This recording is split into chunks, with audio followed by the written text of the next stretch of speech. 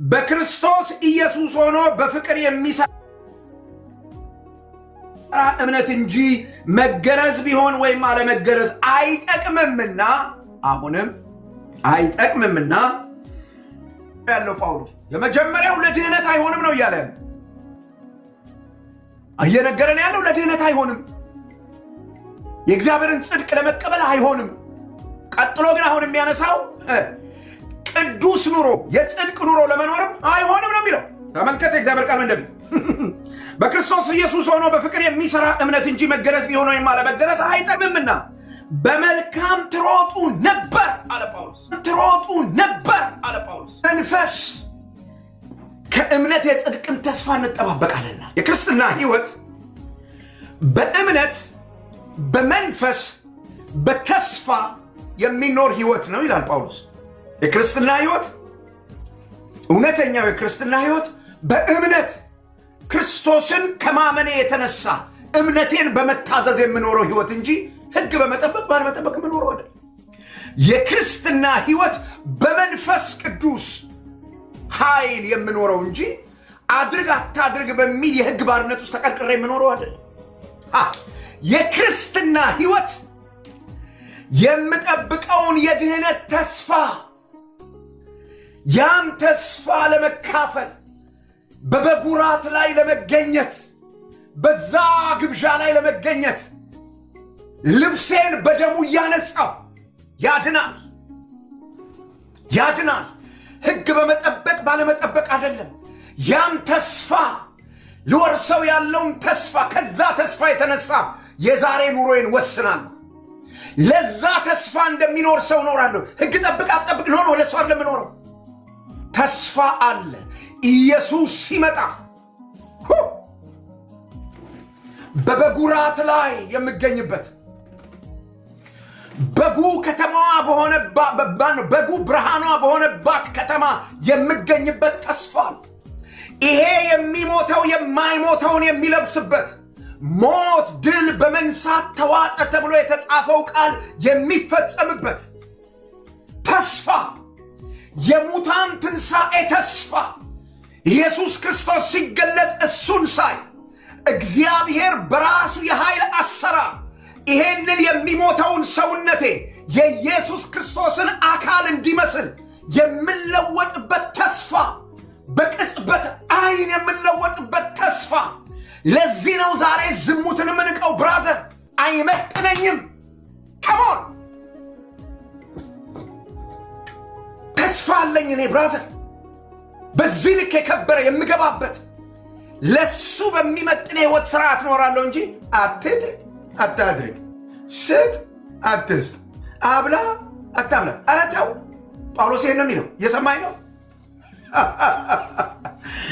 ለስሙ ክብር ይሁን። ነፃ ወጥተሃል ይልሃል እግዚአብሔር ቃል ብሮ። ከዚህ ነፃ አንጻር እንግዲህ ጳውሎስ በጣም ጠቃሚ የሆነ መሰረታዊ የሆነ ነገር ያነሳል። የሚያነሳው ምንድን ነው ያላችሁ እንደሆነ በፍቅር የሚሰራ እምነት እንጂ ይላል።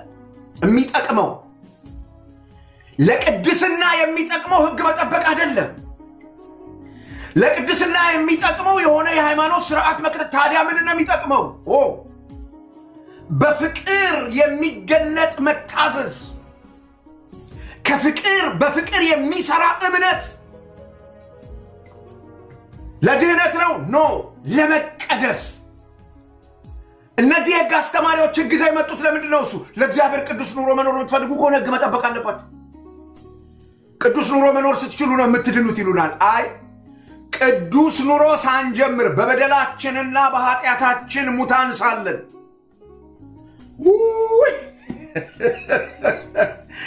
እናንተ ኤፌሶ ምዕራፍ 2 አንብባችሁ ታውቃላችሁ። ምንም ቅዱስ ኑሮ ሳንጀምር በኃጢአታችሁና በበደላችሁ ሙታን ሳላችሁ ከክርስቶስ ጋር ሕይወትን ሰጣችሁ። የሕይወት ምክንያቴ ኢየሱስ ክርስቶስ ነው። አበቃ።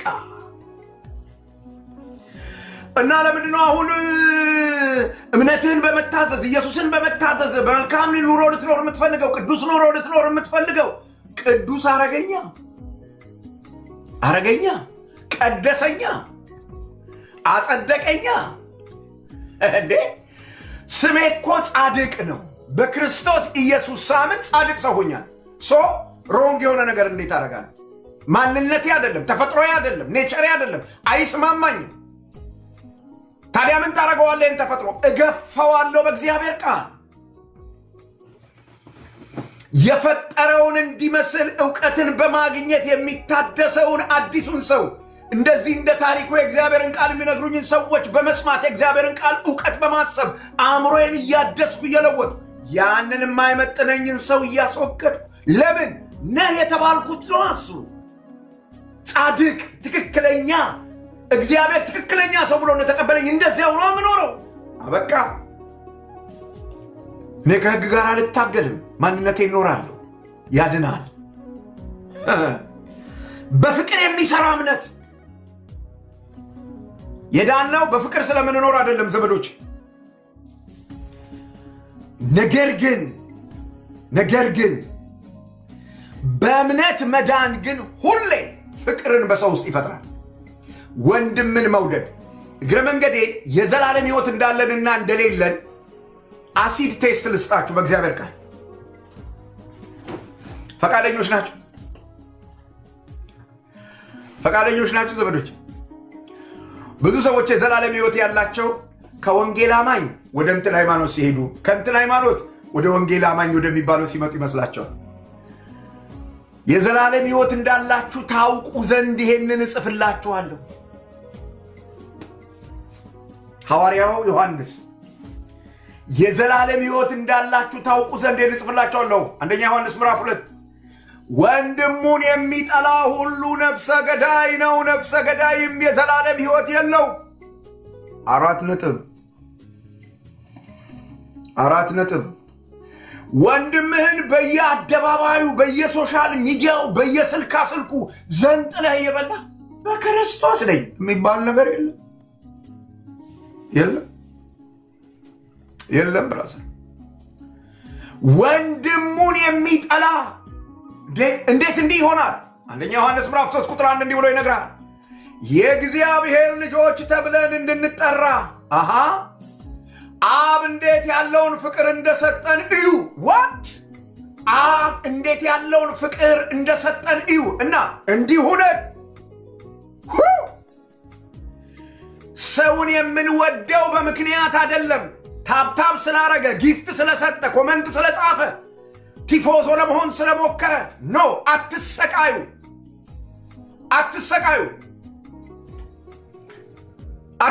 ወንድሞችና እህቶች። በቃ ቲክታክ ላይ እግዚአብሔር እድል ሰጥቷቸው የሚያገለግሉ ሰዎች ከሄዳችሁ በሆነ ነገር በማሸርገድ አትሰቃዩ። ደስ የሚባል ፍቅር የለም። ታብታብ ሳታረጊ ሊወድሽ ይገባዋል። ምንም ሳታረጊ። ለምን?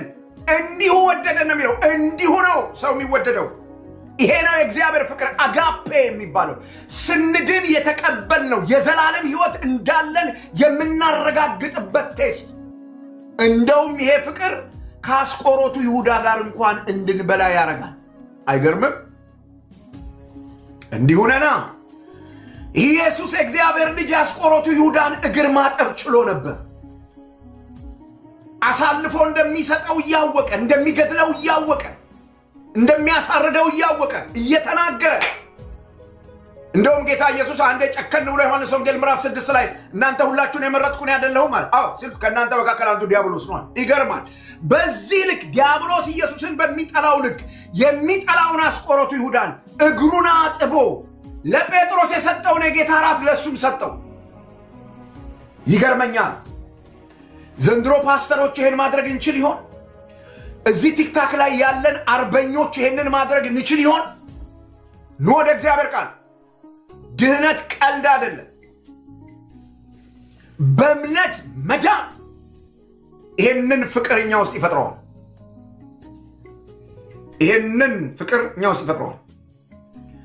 እምነት የፍቅር ስር ነው። ፍቅር ደግሞ ፍሬው።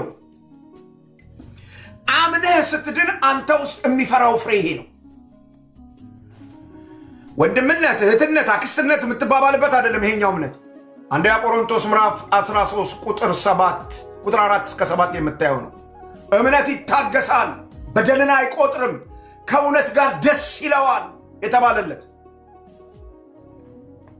አይቆጣም ሁሌ ይምራል የተባለለት፣ it is not emotion ላይፍ ነው ፍቅር፣ የመንፈስ ፍሬ ፍቅር፣ ደስታ፣ ሰላም፣ ራስን መግዛት የተባለው ነው። ወንድምዬ እህትዬ፣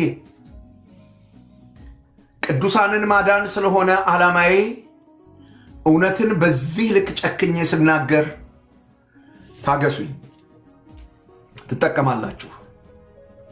ጳውሎስ የገላትያን ሰዎች በዚህ ልክ ነው የመጣባቸው፣ በዚህ ልክ ነው የተናገራቸው። በፍቅር የሚሰራ እምነት ጠቃሚ ነው። ቅዱስ ሕይወት ለመኖር፣ ቅዱስ ኑሮ ለመኖር ሕግ መጠበቅ አለመጠበቅ አይደለም። በፍቅር የሚሰራ እምነት በምን ይገለጣል? በስራ እና ስራ የምሰራው በምን ምክንያት ነው? እሱ እንዴ በምን መነሳሳት ነው? በፍቅር። ሐዋርያው ቅዱስ ጳውሎስ በአንደኛ ቆሮንቶስ ምዕራፍ 13 ቁጥር 1 እስከ 3 ባለው ቦታ ላይ እንዲህ አለ፣ ስጋዬን ለእሳት አሳልፌ ብሰጥ፣ ድሆችን ሁሉ ብመግብ፣ ለካ ያለ ፍቅር ይቻላል። ለምን? ደጉ ጻድቁ ለመባል። የዚህ ሀገር ሰው ነው እግዚአብሔር ሰው ነው ብቻ ከሁለት አንዱ ለመባል። አትሰቃይ ብራዘር፣ የኔታ አትሰቃይ እባክሽ፣ አትሰቃይ እህቴ። በእግዚአብሔር ፍቅር ከተለወጠ ልብ እምነትሽን ታዘዡ። ያመንሽውን ጌታ በዚያ ምክንያት ታዘዡ። ሐዋርያው ቅዱስ ጳውሎስ በዚህ በገላትያ መጽሐፍ ይህን እውነት ነው የሚያወራው። እንቀጥል። በፍቅር የሚሰራ እምነት ነው የሚጠቅመው ይላል። ከዚያስ ቁጥር 7 እስከ 12 ሐዋርያው ቅዱስ ጳውሎስ የሐሰት ትምህርትን አደገኛነት ይገልጣል። ልብ በሉ፣ የሐሰት ትምህርት የሚፈጥረውን አደጋ። እነዚህ ሰዎች የገላትያ ሰዎች ነፃነታቸውን ያገኙትን አርነት ልክ ባልሆነ መንገድ እንዳይጠቀሙ ሐዋርያው ቅዱስ ጳውሎስ ቁጥር 13 ላይ የሚሰጣቸውን ማስጠንቀቂያ መጀመሪያ ልንገራችሁ። ቁጥር 13 ላይ የሚሰጣቸውን ማስጠንቀቂያ ልንገራችሁ። ነፃነት ብለው ሰዎች ጣጣ ውስጥ እንዳይገቡ እንደዚህ ይላቸዋል። ነፃነት የኃጢአት ፈቃድ አይደለም ይላቸዋል። ብዙ ሰዎች ቅድም እንደተናገርኩ ነፃነትን የሚረዱበት ነፃነትን የሚለማመዱበት መንገድ በጣም ልክ ያልሆነ ነው። ጳውሎስ በጣም ጠንካራ በሆነ መንገድ ሕግን በመጠበቅ በመገረዝ ያለውን አደጋ ሲያሳይ ቆይና በአንጻሩ ደግሞ በክርስቶስ ኢየሱስ አምኜ ነፃ ወጥቻለሁ ለሚሉ ሰዎች፣ በእምነት ጸድቅ ያለው ነፃ ነኝ ከኔ ምንም ነገር አይጠበቅም ለሚሉ ሰዎች ደግሞ ጭው ብለው እንዳይጠፉ ሌላ ስጋቱን እዚህ ይናገራል። ነፃነትን በተሳሳተ መንገድ ስለመረዳት፣ ነፃነትን አላግባብ ስለመጠቀም ሐዋርያው ቅዱስ ጳውሎስ እንዲህ ብሎ ይናገራል። በክርስቶስ ኢየሱስ የተገኘው የክርስቲያን ነፃነት፣ ልብ በሉ፣ እውነተኛ ነፃነት ክርስቲያኖች ጋር ብቻ ጋር ያለ እውነተኛ ክርስቲያኖች ጋር። እውነተኛዎቹ ክርስቲያኖች ነፃነታቸውን የሚያገኙት ከክርስቶስ ብቻ ነው፣ ከሌላ ከምንም አይመጣም። እንዲህ አይነቱ ነፃነት ደግሞ በራስ ወዳድነት ለመኖር ፈቃድ ማግኘት ማለት አይደለም። ስራ ከኔ አይጠበቅም፣ ለመዳኔ ለመጽደቄ ክርስቶስ ነፃ ወጣኝ እና እንደፈለገኝ እኖራለሁ አትችልም። ሐዋርያው ቅዱስ ጳውሎስ ቁጥር 13ን ተመልከት ምን እንደሚል። ወንድሞች ሆይ ነፃ የወጣችሁት የዳናችሁት ነፃ ነን የምትሉት ወደ ሌላ ጽንፍ እንዳትሄዱ። አሁን በዚህ ዘመን አንድ አግድም አደግ ትምህርት እሰማለሁ። እዚህ ሶሻል ሚዲያ ላይ የተለቀቀ አግድም አደግ ትምህርት አለ። በጸጋ ድኛለሁ፣ ምንም ብሰራ አልጠፋም፣ ደህንነቴ እስካልጠፋ ድረስ አታሸማቁን፣ አታስጨንቁን፣ ምናምን አትበሉን የሚሉ ሰዎች አሉ።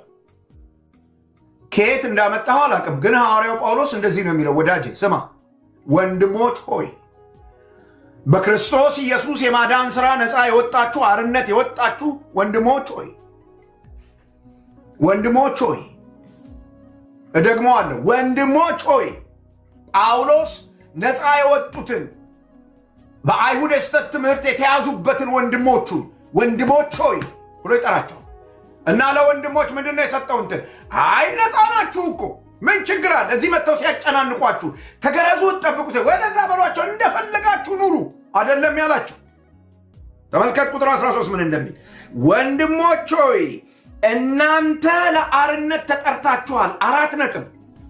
የተጠራችሁት ከሕግ ባርነት፣ ከግርዘት ባርነት፣ ከሃይማኖት ስርዓት ባርነት ወይም ለመዳን ከመጣር ከመታገል ባርነት ነፃ ልትወጡ ተጠርታችኋል። you are free። አበቃ።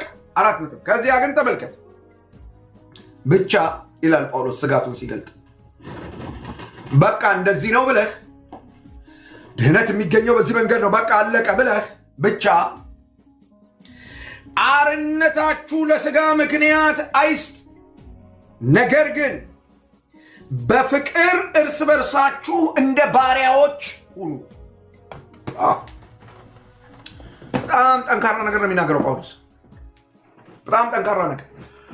ብቻ አርነታችሁ ነፃ መውጣታችሁ በክርስቶስ ያገኛችሁት ድህነት ያገኛችሁት ነፃነት ለሥጋ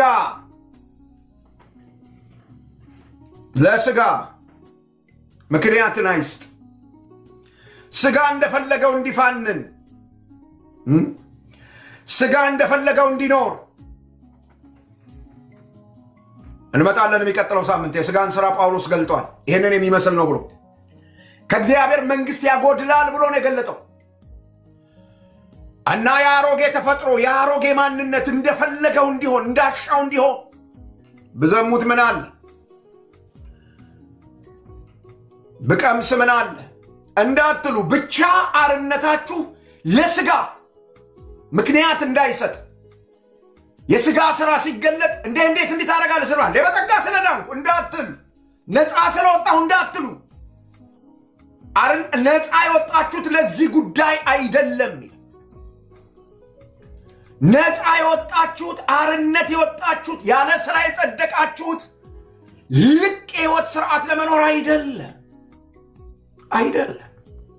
ሐዋርያው ቅዱስ ጳውሎስ ነፃነት በክርስቶስ ያገኘነው ነፃነት የምንፈልገውን ሁሉ ማድረግ ማለት አይደለም።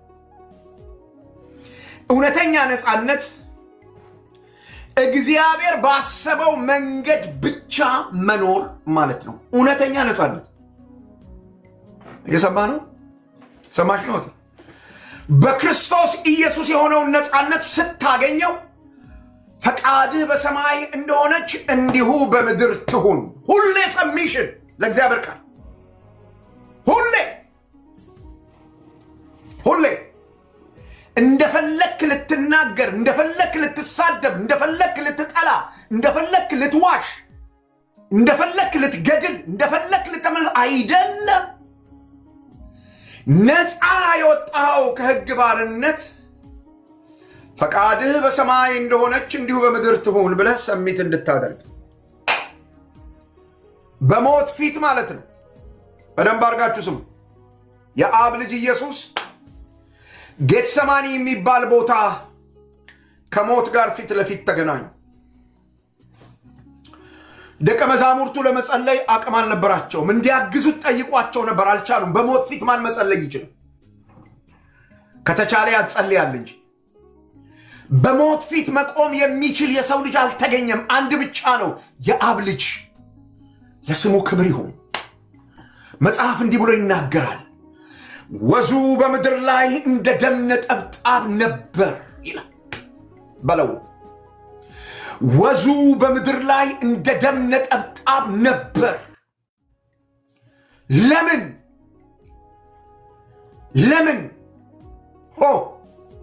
እንዲህ አላ፣ አባት ሆይ ብትወድስ ይህች ጽዋ ከኔ ትለፍ፣ ነገር ግን ያንተ ፈቃድ እንጂ የኔ ፈቃድ አይሁን። በሰውነቱ ወይም በአምላክ ሰውነቱ በሰውነቱ ማለት አልፈልግም በአምላክ ሰውነቱ በሞት ፊት መጥቶ የጸለየው ጸሎት ይሄንን ነው። ኢየሱስ ያንተ ፈቃድ ይሁን። ዘመዶቼ የእግዚአብሔር ፈቃድ ስትኖሩት ሐዋርያው ቅዱስ ጳውሎስ እንደተናገረ በሮሜ መጽሐፍ ምዕራፍ 12 ቁጥር 2 ላይ የእግዚአብሔር ፈቃድ በጎ ደስ የሚያሰኝ እና ፍጹም ነው ይላል። ሶስት ባህሪ ያለው በጎነቱ ለማን ነው? ለአብ። ለአንቺ አይደለም፣ ለአንቺ አይደለም። አንቺንማ ወዝሽ በምድር ላይ እንደ ደም ነጠብጣብ እስኪሆን ድረስ ይጨምቅሻል። እግዚአብሔርን ፈቃድ መታዘዝ ወደ እግዚአብሔር አጣመን። እግዚአብሔርን ቃል አናውራ።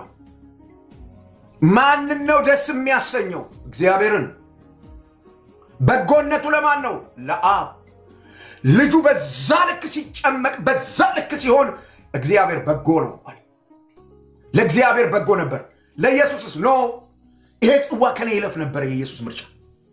ለአብ ግን ይሄ ነበር የእግዚአብሔር ፈቃድ በጎ። ከዛ ቀጥሎ ደስ የሚያሰኝ ይላል። ማን ነው ደስ የተሰኘው? ዋው አባቱ ነዋ። እሱማ እየተጨነቀ ነው ያለ። እሱማ ወዙ በምድር ላይ እንደ ደም ነጠብጣብ እየፈሰሰ ነው ያለው። ለእግዚአብሔር ፈቃድ አንተን የማይገድል አንተን የማያጠፋ የእግዚአብሔር ፈቃድ የእግዚአብሔር ፈቃድ አይደለም። ምኞትን የምትገዛበት ምኞትን የምትገበይበት የእግዚአብሔር ፈቃድ አይደለም። ቲክታክ ላይ የተሰማሩ ትንቢት ተናጋሪዎች የሚሸጡት ፈቃድ ነው እሱ። ና ወደ እግዚአብሔር ቃል ተመልከት። ደስ የሚሰኘው ማን ነው? አባቱ። እግዚአብሔር አብ በክርስቶስ ኢየሱስ ደስ የተሰኘው ሲጠመቅ ብቻ ነው? አይደለም፣ አይደለም። በእርሱ ደስ የሚለኝ ያለው ነገ መስቀል ላይ ታዞ እንደሚያስደስተው እርግጠኛ ስለነበር ሐዋርያ ቅዱስ ጳውሎስ ፊልጵስዩስ መጽሐፍ ምዕራፍ 2 ላይ ነግሮናል። ለሞት ያውም ለመስቀል ሞት የታዘዘ ሆነ እና ስለዚህ ምክንያት አባቱ ደስታውን ሲገልጥ አባቱ ለልጁ ደስታውን ሲገልጥ ስለዚህ ምክንያት የሞትን ጣር አጥፍቶ ማስነሳት ብቻ አይደለም፣ ከስም ሁሉ በላይ የሆነውን ስም ሰጠው። ያድናል። አየኸው? የእግዚአብሔር ፈቃድ በጎ ነው፣ ደስ የሚያሰኝ ነው፣ ደግሞስ ፍጹም ነው። አንተና እኔ ኮሬክት አናረገውም፣ አናርመውም። የእግዚአብሔርን ፈቃድ ማረም የሚችል ማስተካከል የሚችል ፍጥረት የለም። ለምን? እግዚአብሔር ጻድቅ ነው። ሲገድል ልክ ነው፣ ሲያድል ልክ ነው፣ ሲሰጥ ልክ ነው፣ ሲነሳ ልክ ነው፣ ሲፈውስ ልክ ነው፣ እንድትታመም ሲፈቅድ ልክ ነው፣ ልክ ነው። ስተት የሚባል እሱ ጋር የለም። እና የእግዚአብሔር ፈቃድ ምን ያረጋግጣል ካልክ የእግዚአብሔርን ፐርፌክሽን። ለሰው ይሄ ስለማይገባ ለአሮጌው ሰው ይሄ ስለማይገባ ሐዋርያው ቅዱስ ጳውሎስ እንዲህ አለ፣ በአእምሮአችሁ መታደስ ተለወጡ። እዛው ቁጥር ላይ በአእምሮአችሁ መታደስ ተለወጡ እንጂ ይሄንን ዓለም አትምሰሉ። ዓለም እንዲህ አይነቱን የእግዚአብሔርን ፈቃድ አንደርስታንድ የምታረግበት ህሊና አእምሮ የብቃት የላት። ዳግም የተወለደ የዳነ ሰው አርነት የወጣ ሰው በክርስቶስ ነፃ የወጣ ሰው አንደርስታንዲንጉ ይሄ ነው። ስለ እግዚአብሔር ፈቃድ አብ ደስ ይለዋል። ለአብ በጎ ነው። የእሱም ፍጽምና ያሳያል። ካሳየ ሞትም አሜን ነው። ካሳየ እስራትም አሜን ነው። ረሃብም አሜን ነው። ዲኤት መንዳት ብቻ አይደለም። በውሸት ትንቢትና በውሸት ትምህርት መበልጠግ አይደለም። ብራስ ይሄው እውነቱ። ኋላ ጥያቄና መልስ ጊዜ እሰጣለሁ፣ ትሞክተኝ ይችላል። ሐዋርያው ቅዱስ ጳውሎስ በክርስቶስ የተገኘው ነፃነት፣ የክርስቲያን ነፃነት በራስ ወዳድነት ለመኖር ፈቃድ ጨርሶ አይደለም። ይልቁንም ጳውሎስ ምን ይላቸዋል? ይህን ነፃነት አስመልክቶ እንዲህ ይላል፣ በፍቅር እርስ በርሳችሁ ተገዙ። ከሚስቶቻችሁ ጋር በሰላም መኖር አቅቷችሁ ተገዢ ይልሻል የምትሉ ሰዎች ይሄው ጥቅስ እዚህ እሷም በጌታ አንተም በጌታ ሚስትህን ሪስፔክት ማድረግ መቻል አለብህ። ሚስትህን ቤትህ ሪስፔክት ሳታረግ ቤተክርስቲያን አንጠብቅብህም። መጥተህ ቤተክርስቲያን ቲያትር ልትሰራ ብትሞክር ፈሪሳዊ ነህ፣ አክተር። ሪሊ ይሄንን ጥቅስ የሚኖሩ ሰዎች የሚታዩት ቤት ነው።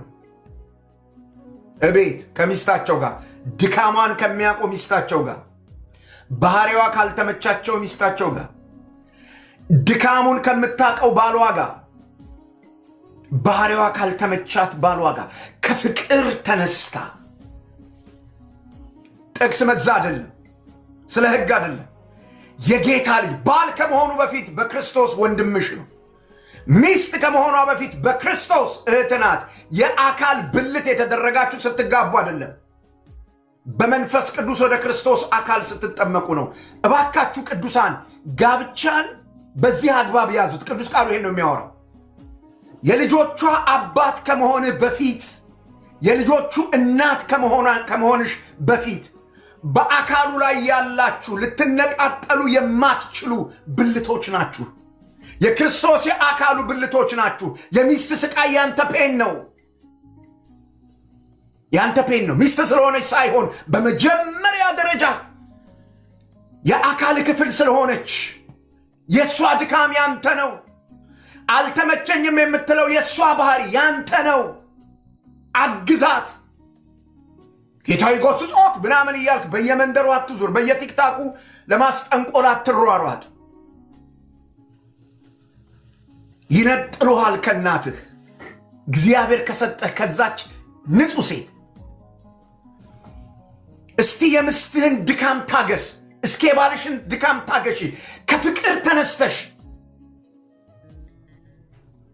ተነስተህ ጳውሎስ ይህን ይላል፣ እርስ በርሳችሁ ተገዙ። ለምን? እንደፈለጋችሁ ልትኖሩ አይደለም ነፃ ያወጣችሁት። ለማፈቃድ እንድንኖር ነው ነፃ ያወጣ ነው፣ ለእግዚአብሔር ፈቃድ። እና የእግዚአብሔር ፈቃድ ምንድን ነው? እሱ ያለ ፍቺ እንድትቀጥሉ። ይህን የምናገረው ዝም ብዬ አይደለም፣ በመንፈሴ ውስጥ መልእክት አለ። እዚህ የምትሰሙኝ ሰዎች መካከል ለፍቺ እየተዘጋጃችሁ ያላችሁ፣ አልጋ የነጠላችሁ፣ ዘመናዊውን ትዳር የፈጸማችሁ፣ ሰው ተፋተዋል እንዳይላችሁ አንዳችሁ ሌላ ሀገር አንዳችሁ ሌላ ሀገር በምክንያት የምትኖሩ በእግዚአብሔር ዓይን ፊት መሰወር አትችሉም። በግልጽ መንፈስ ቅዱስ በመንፈስ የሚናገረው ነገር ነው የምናገረው። በግልጽ እርስ በርሳችሁ አንዳችሁ ለሌላችሁ ተገዙ። አገልጋዮች ነን ብላችሁ ሰዎችን የምታስለቅሱ በዚህ በሶሻል ሚዲያ ዘራፊዎች፣ ዝርፊያ በደንብ የምታካሂዱ፣ ከዛ በኋላ ዘራፊነታችሁን ሲቃወሙ ልክ አይደሏችሁም ሲሏችሁ ቃል አወጣብሻለሁ ምናምን ብላችሁ የምትሉ ክርስቲያኖች ናችሁ። ስለ ፍቺ ደግሜ እናገራለሁ በመንፈሴ ላይ ስለሚመጣ። ለእግዚአብሔር ፈቃድ ተገዢ። ፍቺን እጠላለሁ ይላል የእግዚአብሔር ቃል። በምንም ምክንያት ሰበብ የምትፈላልጉ ዝሙት ስትሰራ ያገኘኋት ዝሙት ቴክስት ስታረግ እያላችሁ ለፍቺ ሰበብ እየፈለጋችሁ እየተሯሯጣችሁ ያላችሁ ወንዶችም ሴቶችም ለምን ቴክስት ማድረግ ጀመረ? ቤት ምን አጥቶ ነው? ለምን ቴክስት ማድረግ ጀመረች? ቤት ምን አጣ ነው? ኃላፊነትን ተወጣል? ኃላፊነትሽን ተወጥተሻል? ለእግዚአብሔር ፈቃድ ልንገዛ ነፃነት። ጳውሎስ ለስጋ እንዳይሆን ብቻ ይሄ አርነት አለ ጳውሎስ። ከራስ ወዳድነት ነፃ መውጣት፣ እግዚአብሔርን በደስታ የመታዘዝ ነፃነት ነው የተቀበልነው። እየሰማችሁኝ ነው? እግዚአብሔርን በደስታ የመታዘዝ ለእኛ አይመችም። አዎ። ለእኛ ደስ አይልም። አዎ። ይቆረቁራል። አዎ። ግን ማን ደስ ይለዋል? ያን በመታዘዛችን እግዚአብሔር። በነፃነት የእግዚአብሔርን ፈቃድ ማድረግ ከመሆን ጸጋ ቅድስናን አያደክምም ዘመዶች። ጸጋ ቅድስናን አያደክመው፣ ይልቁንም ኃይልን ይሰጠዋል እንጂ። በጸጋ ድነህ ከሆነ አርነት ወጥተህ ከሆነ ያ ያዳነህ ጸጋ ከኃጢአተኝነትና ከዓለማዊ ምኞት ገላግሎ ለእግዚአብሔር ፈቃድ በመገዛት በነፃነት እንድትኖር። ብዙ ሰዎች ብዙ ነገር ሚስጥር አላቸው። ስልካቸው ሚስጥር፣ በጣም ይዘገንኑኛል። አንዳንድ ሰዎች ሚስቶቻቸው ስልኮቻቸውን እንዳያዩ በኮድ የሚዘጉ ባሎች አሉ። በኮድ የሚዘጉ ሚስቶች አሉ። ተፈታ አንተ፣ ነፃ ውጣ። ሚስት ያንተን ስልክ ኤኒታይም አንስታት ይው። አቅቶ ከሆነ ሰሚት አርግ፣ ተናዘዝ ኃጢአትን ለሚስትህ በእግዚአብሔር ፊት አግሽኝ፣ አቃተኝ በላት። በድንገት ስልኩን ከፍታ ያየች እንደሆነ እግዚኦ አገር ይቃጠላል። ማን ስልኬን ከፍተሽ ያለሽ? ማን ስልኬን ከፍተ ያለ? ቶሎ ከመስመር ወጥቼ ነው እያወራሁ ያለሁት። እግዚአብሔር መንፈስ መታዘዝ ስላለብኝ ብቻ። ወንድሞቼ እናቶቼ፣ ጸጋው ቅድስናን ያበረታዋል እንጂ፣ አውቃለሁ አሁን ቁጥሩ እየቀነሰ እንደሚመጣ አውቃለሁ። የሚሰሙኝ ሰዎች ቅድስናን ያበረታዋል እንጂ ቅድስናን አያደክመው። እኔ ወንድሞችና የኔ እህቶች፣ አሁን የምናገረው ነገር በጣም ለብዙ ሰው ስለሚያስፈልግ በሉ ቶሎ ቶሎ ሼር አድርግ። ጥሯቸው፣ ከያሉበት ይምጡ፣ ይስሙ። ጮሆ የሚወጣም ነገር ካለ ይውጣ። እያስነጠሰ የሚወጣም ነገር ካለ ይውጣ። ጥሯቸው፣ ይምጡ። ቶሎ በሉ ሼር አድርጉት። ይሄን መልእክት ትውልድ መስማት አለበት። ይህን እግዚአብሔርን ቃል ከራስ ወዳድነት ነፃ መውጣት። ትላንት ወድቀ ሊሆን ይችላል። ትላንት ወድቀሽ ሊሆን ይችላል። ትናንት ተሳስተ ሊሆን ይችላል። ዛሬ ግን መቀጠል ትችላለህ። ጸጋው ያነሳል። ጸጋው ያነሳል፣ ይለውጣል፣ ያድሳል። የኔ ቤት ጉዳይ እንኳን የኔ ትዳር እንኳን ተመከርን፣ ተጸለየልን። የቤተ ክርስቲያን ሰዎች ሁሉ አሉት። አሁን የምሰማው ነገር ምንድን ነው? እግዚአብሔር ሆይ ምንድን ነው እሱ? ጌታ ሆይ ስንት ነገር ተደክሞ አይደለ እኔ ወደዚህ ውሳኔ የመጣሁት አትበይ እህቴ፣ ሰምተሻል? አትበይ ነው ምልሽ። አትበይ። ለእግዚአብሔር ፈቃድ ሰሚት አድርጊ። ፍቺ መፍትሄ አይደለም። አግዥው ወንድምሽን። የወንድምሽን ድካም በትህትና ተሸከሚው። አትንገሪያት ለጓደኛሽ። ስንፍና ለምትመክርሽ ጓደኛሽ አትንገሪያት። ተንበርከኪና ለአባትሽ ንገሪው። እሱ የእሱን ልብ መለወጥ ይችላል። ክርስትናው እሱ። ዝም ብለሽ በየቲክታኩ የሆነ ፕሮፋይል ከፍተሽ እዛ ውስጥ ተደብቀሽ መፍትሄ የምታገኝ መስሎሽ በአደባባይ ገበናሽን አታውሪ። በእግዚአብሔር ፊት ቲክታክ ላይ የምታጠፊውን ጊዜ ቀንሽና በእግዚአብሔር ፊት ይሄን ሰው ይዘሽው ቅረቢ። እመኝኝ፣ መንፈስ ቅዱስ ይለውጠዋል። እሱ በሚፈልገው መንገድ ይለውጠዋል። አትጠራጠሪ። አንቺ እግዚአብሔርን በዚህ ደስ ስታሰኙ፣ እግዚአብሔርን በዚህ ለመታዘዝ ደስ ሲልሽ፣ ጽድቅና ቅድስና በቤትሽ ይሞላል። እህቴ ኃይል ይሆናል። እውነተኛ ነፃነት ወደ ፍቅር አገልግሎት ይመራል እንጂ ራስ ወዳድነትን ወደ ሰው አያመጣም። በደንብ ስሙ። እውነተኛ ነፃነት በሕይወታችሁ ሲመጣ ሐዋርያው ቅዱስ ጳውሎስ እንዳለ እርስ በርሳችሁ ስለሚል እውነተኛ ነፃነት በክርስቶስ ኢየሱስ እውነተኛውን ነፃነት ስታገኙ ከሕይወታችሁ የሚወገደው ነገር ምንድን ነው ካላችሁ፣ ለአገልግሎት የሚደረግ ውድድር፣ አንደኛ ለመሆን፣ ብዙ ሺህ ሰው የሚሰማው ሰው ለመሆን መከራ መብላት።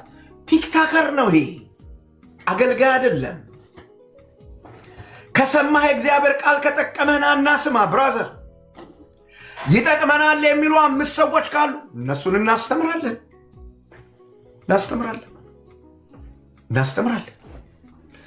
ገበያ ሳይሆን የወጣ ነው፣ አገልግሎት ነው የመጣ ነው። እዚህ ስለምትገኙ ነው እውነቱን ይዘን የመጣ ነው። ስርዓትና ደምህን ከመጥላት ነፃ ያላወጣህ ወንጌል አላዳነህም። ብራዘር በድፍረት ነው ምነግርህ፣ ቅዱስ ቃሉ ስለሚል ወንድሙን የሚጠላ ነፍሰ ገዳይ ነው፣ ነፍሰ ገዳይም የዘላለም ሕይወት የለውም ይላል ቃሉ። ተናገሩ፣ ይህንን አውጁልኝ በደንብ። ጥላቻ ባርነት ነው። በጥላቻ ባርነት ውስጥ እየኖሩ ጌታ ምናምን አይሰራም። አዳራሽ ውስጥ የሚፈጸም ቲያትር ነው። ጥላቻ ባርነት ነው። ገና አልጻፋችሁም። 519 ሰው ያለው 19 ሰው አልጻፈም። አየሩን ይሙላው። ይሄ ጥላቻ ባርነት ነው። ባሪያ ነቢያት፣ ባሪያ ሰባኪዎች፣ ባሪያ አስተማሪዎች፣ ባሪያ የሃይማኖት መሪዎች፣ ባሪያ የአገር መሪዎች፣ ባሪያ ፖለቲከኞች ምድሪቱ ላይ ስላሉ ነው ምድሪቱ ሰላም ያጣችው። የጥላቻ ባሮች ካልገደሉ ማያርፉ፣ ወንድማቸው ወድቆ አቅቶት ከጨዋታ ውጭ ሆኖ ካላዩ የማይረኩ፣ አገልግሎት የሚመስላቸው የወንድማቸውን ራእይ ማጨናገፍ፣ ወንድማቸውን ተቀባይ ማሳጣት የሚመስላቸው ቀንና ሌሊት እዚህ ወጥተው የሚጮሁ የጥላቻ ባሮች፣ ውስጣቸው ያለ ጥላቻ ረፍት አልሰጣቸው ብሎ በየቲክቶኩ ስክሮል ሲያደርጉ ቆይተው ለቃቅመው ይዘው መጥተው እሪ ብለው የሚጮሁ ጥላቻን ወደ ሰው የሚያስተጋቡ የጥላቻ ባሮች። ጥላቻ ባርነት ነው። የሥጋ ባሪያ መሆን፣ አድመኝነት። መቼ ጻፋችሁት? ጥላቻ ባርነቱ ብላችሁ መቼ ጻፋችሁት? የአንድ ሰው ቴክስት ነው፣ የአንድ ሰው ኮመንት ነው ሲወጣ ሲገባ ማየው። ጥላቻ ባርነት ነው፣ ባርነት ነው። የዘላለም ሕይወትን ተቀብለህ ከሆነ በክርስቶስ ኢየሱስ ነፃ ወጥተህ ከሆነ በሐሳብ ልትለያይ ትችላለህ። ከወንድም ጋር ከእህት ጋር በሐሳብ ልትለያይ ትችላለህ። ምን ጦርነት ውስጥ ይከተሃል? ምን ጦርነት ውስጥ ይከተሃል? እንዳንተ ያላሰበ ሁሉ መጥፋት የለበትም። የአንተ አስተሳሰብ የሌለው ሁሉ መገደል መረሸን የለበትም። ይኖር፣ እንዲኖር እግዚአብሔር ፈቅዶለታል። ምናልባት ንስሐ ሊገባ ስለሚችል አንተ ግን ዛሬ ማታ ካልጠፋ ረፍት የለህም። ዛሬ ማታ ተሰባብሮ ወድቆ ካላየኸው፣ ዛሬ ማታ ከዚህ ሶሻል ሚዲያ ላይ ጠፍቶ ብን ብሎ ካላየኸው ረፍት የለህም። እህቴ ሆይ ጥላቻ ባርነት ነው። እውነተኛ ነፃነት ወደ ፍቅር አገልግሎት ይመራል እንጂ በራስ ወዳድነት ባርነት ውስጥ አያስርም። አማኞች ነፃነትን ሲለማመዱ፣ ነፃነትን በትክክል ሲለማመዱ አንዱ አንዱን ለመጉዳት፣ ለመከፋፈል፣ ለመጠፋፋት የሚጠቀሙበት ከሆነ ነፃነታቸውን ቤተ ክርስቲያን ከውስጥ መፍረስ ትጀምራለች። ይሄንን የምናገረው ለዳኑ ሰዎች ነው። ድነናል ብለው ዲስኩር ላሰሙኝ ሰዎች አይደለም። በእውነት ለዳኑ ሰዎች፣ በክርስቶስ ኢየሱስ በእውነት ነፃ ወጥቻለሁ ለሚሉ ሰዎች ነው ይሄን የምናገረው። ቤተ ክርስቲያንን ያፈርሳታል፣ የክርስቶስን ማደሪያ። ስለዚህ የእግዚአብሔር ቃል እንዲህ ብሎ ይናገራል። ማንም የእግዚአብሔርን ቤተ መቅደስ ቢያፈርስ እግዚአብሔር እሱን ያፈርሰዋል ይላል። ቤተ ክርስቲያንን በየአደባባዩ ማዋረድ ስራችሁና እንጀራችሁ ያረጋችሁ ሰዎች፣ እናንተ ሳትወለዱ በፊት ለወንጌል ስንት መከራ ያዩ ሰዎችን ጠብር ግፍ የምታረጉ ሰዎች፣ ደፋሮች ደፋሮች መጽሐፍ ቅዱስ ሽማግሌውን እንዳትናገረው እንዳትከትጸው በአደባባይ እያላችሁ ቲክታክ ላይ መታችሁ ምትሳደቡ ደፋሮች፣ እናንተን ማለት አይደለም። እናንተ በእኔ እምነት አውት ኦፍ ደ ቸርች ናችሁ። አላይማ ክርስቶስን የዳነው ሰው ይሄንን እንደ አገልግሎት ሊይዝ አይችልም። አንዳንዶቻችሁ አገልግሎታችሁ ሆኗል። ይሄ አገልግሎት አይደለም። እውነተኛው አገልግሎት ወንድምን ማዳን ነው። ሐዋርያው ቅዱስ ጳውሎስ ስጋቱን ይነግራቸዋል። እርስ በርሳችሁ ስትባሉ፣ አቤት ይሄ ቲክታክ የሚባል መንደር ወንጌል ነው ወንጌል ነው ወንጌል ነው የሚሉ ወንድና ሴቶች ወጥተው የሚባሉበት። ወንጌል ማንንም አባልቶ አያቅም። አዎ ልክ ነህ። ቢዝነስ ነው የሚያባላው። ቢዝነስ፣ ገንዘብ መውደድ፣ የጥላቻ የክፋት ሁሉ ስር ስለሆነ እሱ ነው የሚያባላው፣ እሱ ነው የሚያናክሰው። ሐዋርያው ቅዱስ ጳውሎስ እፈራለሁ አለ። ይሄ አርነታችሁ፣ ይሄ ነፃነታችሁ፣ ይሄ መጽደቃችሁ፣ ይሄ በክርስቶስ ያገኛችሁት ነፃነት ብቻ ለሥጋ እንዳይሆን የክርስቶስን አካል እያፈረስክ የጌታ ባሪያ ጌታ ያከብረኛል፣ ለእውነት ቆሜ ለጽድቅ ቆሜ። ቲክታክ ላይ ያሉ ወንጌል ያልገባቸው የዋሃን ናቸው አንተን በጊፍትና በኮመንት የሚያከብሩ። እግዚአብሔር ከቅዱስ ቃሉ ጋር አይቃረንም በእውነት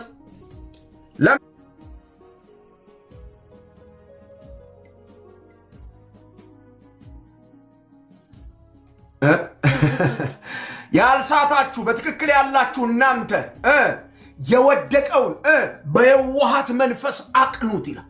አንዱ የሌላውን ሸክም ይሸከም ይላል። ብራዘር በቲክታክ ገበያ መጥቶ ያስጣውና ወንድሙን ነግዶ ብር ይዞ ይግባ አይልም።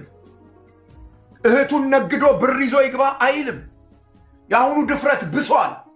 ቤተ እምነቶችን ሳይቀር በአደባባይ ነውር ነው።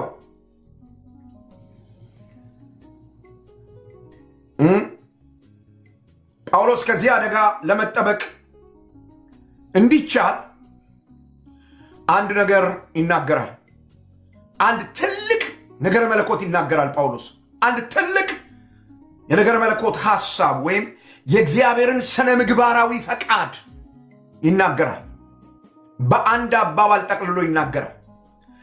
ባልንጀራህን እንደ ራስህ ውደድ ተብሎ ተጽፏል። ባልንጀራህን እንደ ራስህ ውደድ። ባልንጀራዬ ማን ነው ካልከኝ አስቆሮቱ ይሁዳ፣ ያንተን ውድቀት የሚፈልገው መቼ ቀን ተሳክቶለት እንደሚሸጥ የሚያስበው እሱን ውደደው። አብረኸው ብላ። እግሩን ልታጥበው የምትችልበት አቅም ይኑርህ።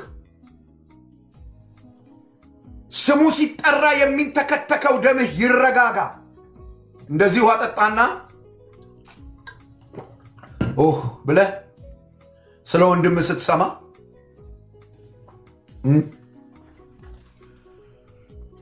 ወንድሜ አንተና እኔ የተካፈልነው ጸጋ የሚባል ነገር በቅዱሳኑ ሕይወት የሰራው እንደዚህ ነው። ለዚህ ነበር ዳዊት ስለ ሳኦል ሞት ሲሰማ ጮቤ ያረገጠው። ለዚህ ነበር ልቡ የተለወጠ ሰው ነበር። ጥላቻ አልነበረውም። ሳኦል ይወደዳል አሁን? አዎ አለቀሰለት ይላል መጽሐፍ። አለቀሰለት። ያ ሰውዬ ትዝ ይላችኋል። ሳኦልን በመግደሉ ሊሸለም ሲመጣ ዳዊት ሳኦልን ለገደለ ሰው ሽልማት አልነበረውም።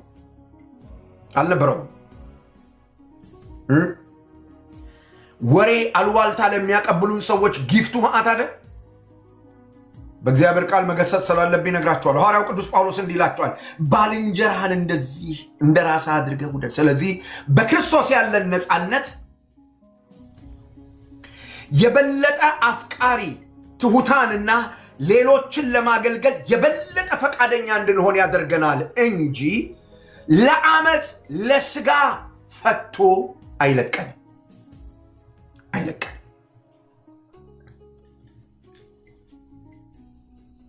ፍቅር የእግዚአብሔርን ዓላማ ያሟላል።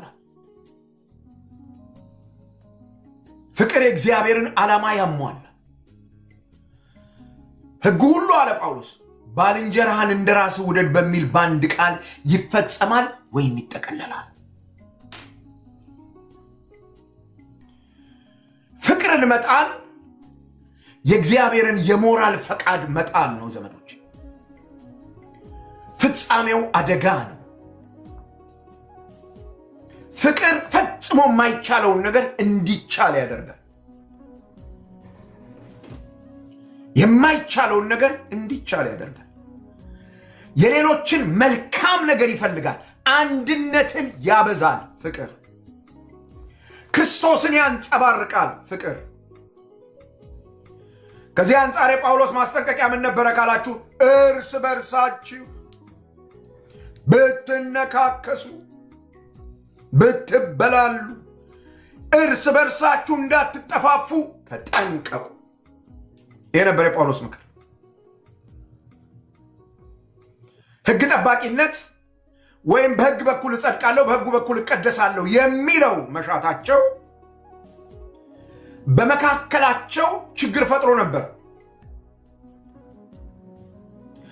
ይሄ ሁኔታ ምን ያመጣል ያላችሁኝ እንደሆነ እንዲህ አይነቱ አስተሳሰብ፣ ትችት፣ ክፍፍል፣ መንፈሳዊ ውድድር እናስ ፍቅር ሲጠፋ ቤተ ክርስቲያን ራሷን በራሷ በሕይወት ትበላለች። ወንድም ወንድሙን ያስቆመው። ይሄ አደገኛ ነገር ነው። ነገር ግን በክርስቶስ ውስጥ ያለው ነፃነት በጠላትነት ሳይሆን በጸጋ ተለይቶ የሚታወቅ ማህበረሰብን ይፈጥራል። ሐዋርያው ቅዱስ ጳውሎስ ይሄንን እውነት ነው የሚናገር።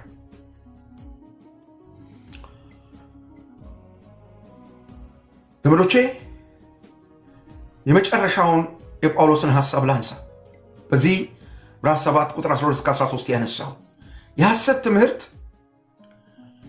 አደገኛ ነው። በክርስቶስ ላይ አንድ ነገር ይጨመር የሚል የሐሰት ትምህርት ጳውሎስ ሐሰተኛ አስተማሪዎችን ለመግረስ ጠንካራ ቃል ተጠቅሟል። ለምን ካላችሁ እነርሱ ባሉበት እንደዚህ ሰዎች በሚኖሩበት ቦታ ሁሉ አማኞች ለእውነት ለመታዘዝ አቅም ያጣሉ፣ ያግዷቸዋል። እውነትን እንዳይታዘዙ፣ ለእውነት እንዳይኖሩ፣ ለእውነት አሜን እንዳይሉ እውነትን የሚከለክሉ የሚቃወሙ ናቸው። በአማኞች መካከል ግራ መጋባትን የሚያሰራጩ ናቸው። ይሄን ስራቸውን ሐዋርያው ቅዱስ ጳውሎስ አንድ ምሳሌ ተጠቅሞ ተናግሮታል። እንዲህ አላቸው የገላትያን ሰዎች፣ በመልካም ትሮጡ ነበር፣ ለእውነት እንዳትታዘዙ ማን ከለከላችሁ? ዋው!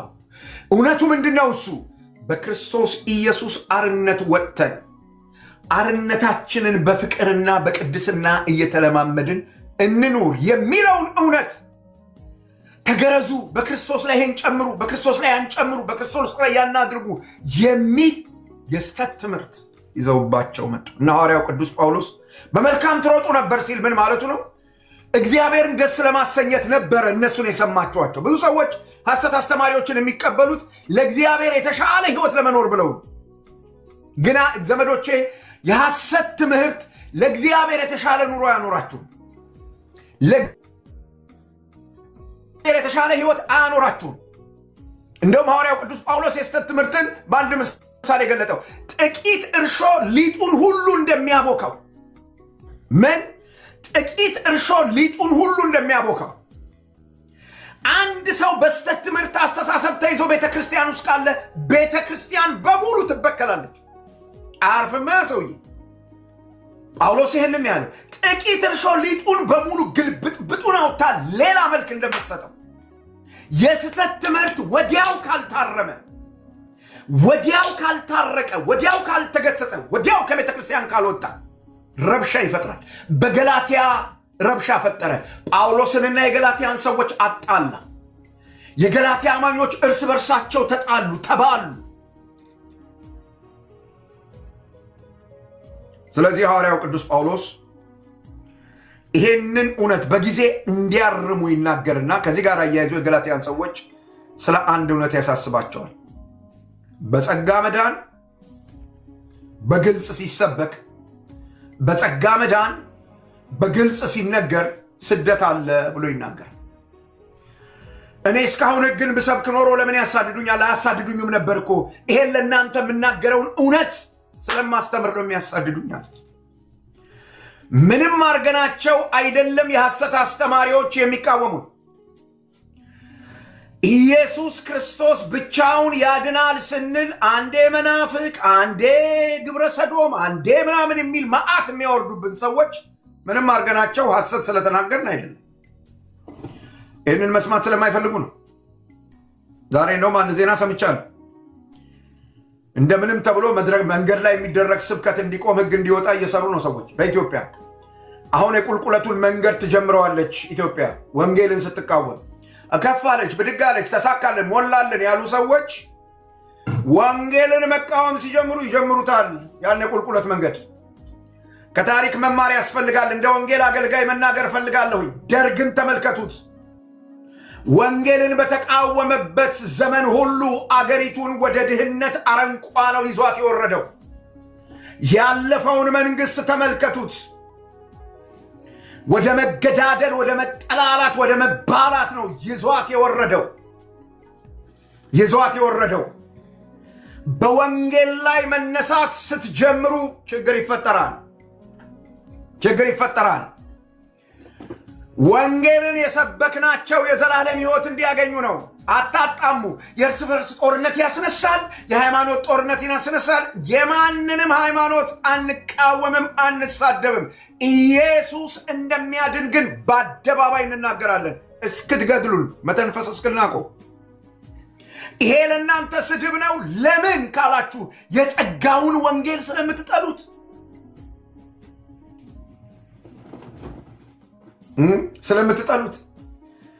ስለ ኢየሱስ ስናወራ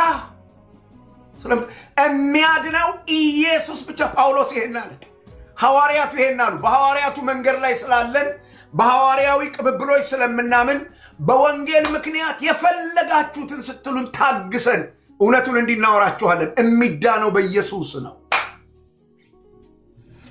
ፖለቲከኞች አስቡበት። ገዢው ፓርቲ ይሁን ከገዢው ፓርቲ ውጭ ያላችሁ ፖለቲከኞች እግዚአብሔርን ገፍታችሁ ለዚህ ሕዝብ የምታመጡለት አንድ ጠብታ ነገር የለም። አንድ ጠብታ። ታሪካችንን ወደኋላ ዞር ብለን እናያለን። ማናይ እንዳይመስላችሁ። እውነትን የሸቀጡ ነገስታት ምድሪቱን መከራ ዛሬ ላለችበት አረንቋ የዳረጓት እነሱ ናቸው። ከነሱ ተማሩ። ስልጣን ላይ ያላችሁ፣ ስልጣን ለመያዝ የምትፎካከሩ፣ ከመንገድ ስራችሁ ከምናምናችሁ ሁሉ በፊት እግዚአብሔርን መፍራት እናንተ ጋር ማየት እንፈልጋለን። ሃይማኖተኝነት አይጠቅምም ለኢትዮጵያውያን። የሚጠቅመው እውነት ነው። እውነቱ ይሄ ነው። ጸጋው በእምነት ያድናችኋል። ኢየሱስ ክርስቶስ ብቻውን ያድናል። እሱ ነው እውነቱ። እውነተኛ ነፃነት ዘመዶቼ ሳንበላላ በፍቅር በሰላም እንድንኖር እና ሐዋርያው ቅዱስ ጳውሎስ እነዚህን ሰዎች በዚህ መልክ ነው የገለጣቸው። እናጠቃል።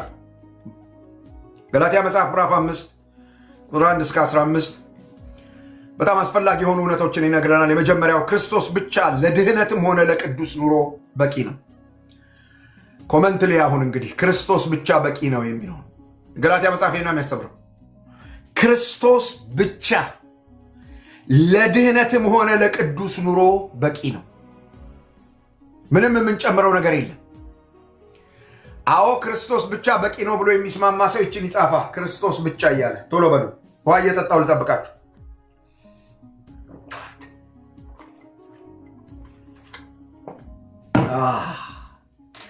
አንድ ሰው ብቻ አማኝ ያገኘው። እሺ ክርስቶስ ብቻ። ገስት የተቀመጣችሁ ሰዎች ምንድነው የምትሰሩት? ጻፉ ይሄን ኮሜንት። ክርስቶስ ብቻ በቂ ነው።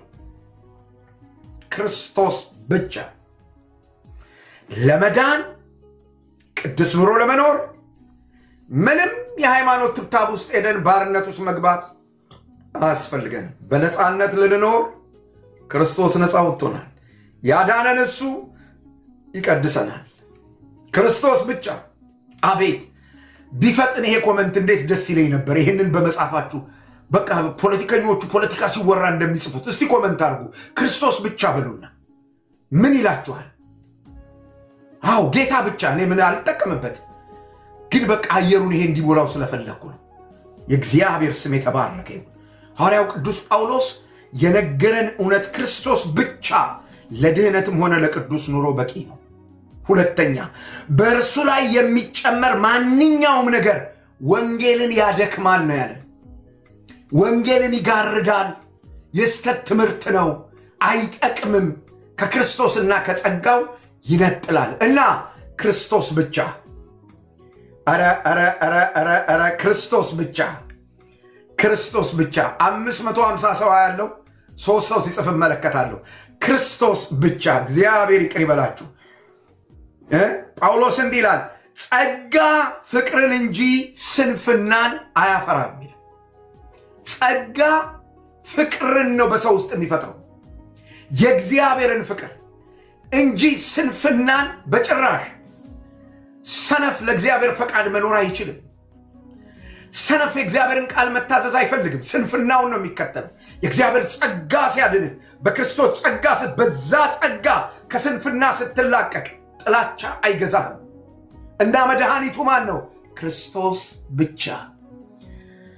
ይሄንን ነው ምዕራፍ 1 ቁጥር 3 ላይ እንዲህ አላቸው፣ ክፉ ከሆነው ከአሁኑ ዓለም ያድነን ዘንድ እንደ አባታችንና እንደ አምላካችን ፈቃድ ስለ ኃጢአታችን ራሱን አሳልፎ ሰጠ። ክርስቶስ ለዓለም ኃጢአት ራሱን አሳልፎ ሲሰጥ ከዚህ ዓለም ዳንኩ። ያድናል። ጥላቻ ከሚገዛው፣ ውሸት ከሚገዛው፣ ሌብነት ከሚገዛው ከዚህ ዓለም በማን? በክርስቶስ ብቻ። እኛ አይደለንም ያለው ሐዋርያው ቅዱስ ጳውሎስ። እውነተኛ እምነት ራሱን በፍቅር አገልግሎት ያሳያል ነው ያለው ጳውሎስ። እውነተኛ እምነት ሪሊ ክርስቶስን አምነኸው ከሆነ ከፍቅር በሚመነጭ አገልግሎት ወንድሞችህን በመውደድ በምትሰጠው አገልግሎት በዚያ ይረጋገጣል። እንደዚህ የሚኖረውን የነፃነት ኑሮ ጠብቁ፣ ወደኋላ አትመለሱ። ነፃነትን መጠበቅ ያስፈልጋል። ዳግመኛ በባርነት እንዳትያዙ፣ ይህንን እውነት እንዳትጥሉ፣ ሌላ ግሳንግስ እንዳታምኑ ይላል ጳውሎስ። ስለዚህ እኛ ከክርስቶስ ጋር ተጣብቀን እንጸናለን እንጂ ሕግ በመጠበቅ ባርነት ዳግመኛ ምን አንልም፣ አንያዝም። በባርነት አልያዝም በሏ። ከሞን በባርነት ምን አልልም፣ አልያዝም። ከዚህ እውነት ጎድዬ፣ ከዚህ እውነት ወርጄ፣ የሃይማኖት ትብታ ባህል የወለደው ትብታብ ውስጥ ገብቼ በባርነት ምን አልልም፣ አልያዝም። ክርስቶስ ብቻ። ጳውሎስ ያለው ነው። ስለዚህ ዛሬ ልንጠይቀው የሚገባው ጥያቄ እንደዚህ የሚል መሆን አለበት።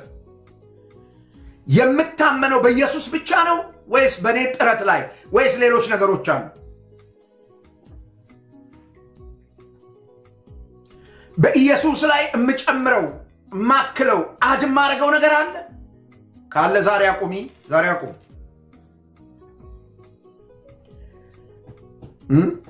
ተጨማሪ ነገር እንፈልጋለን በክርስቶስ ላይ በእግዚአብሔር ፊት ተቀባይነት ለማግኘት። እምነታችን ሪሊ ፍቅርን እኛ ውስጥ ፈጥሯል? ፍቅርን እኛ ውስጥ ፈጥሯል? ፍቅርን ያመጣል እውነተኛው እምነት። ፍቅርን እኛ ውስጥ ከስቷል እምነታችን። ቅዱስ ቃሉ እንዲህ ይላል፣ በነፃነት ልንኖር ክርስቶስ ነፃ ወጣን። ደግማችሁ በባርነት አትያዙ። ስለዚህ በዚህ ነፃነት ውስጥ እንቁም። እርስ በርስ ለመዋደድ ነፃነታችንን እንጠቀምበት። ለመበላላት ሳይሆን እርስ በርስ ለመዋደድ፣ አብረን ለመብላት፣ አብረን ለመጸለይ፣ አብረን ለማገልገል፣ አብረን የወንጌልን እውነት ለሚጠፋው ዓለም ለማድረስ እንጠቀምበት። ዳግመኛ በጥላቻ ባርነት አንያዝ። አበቃው። ሻሎም። ጨረስኩ። እርሚ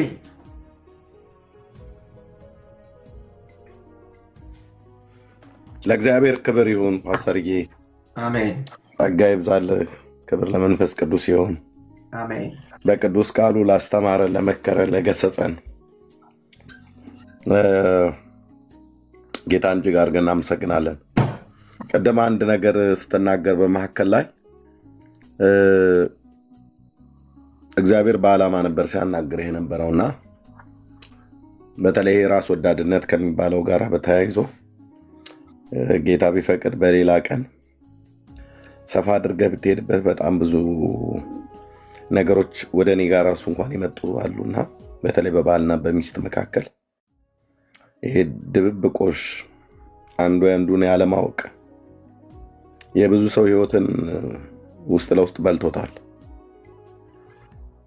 ሚስት ባሏን፣ ባል ሚስቱን እየተደባበቁ ማለት ነው። ዝም ብላ አይደለም ያወራው እና ሞባይሌን አታንሺ፣ አትንኪ፣ አትክፈቺ፣ ማንኪ ያለሽ የኔ ፕራይቬሲ ነው እያለ ግን እሷን አቅፎ ይተኛል አልጋ ላይ። ፕራይቬሲ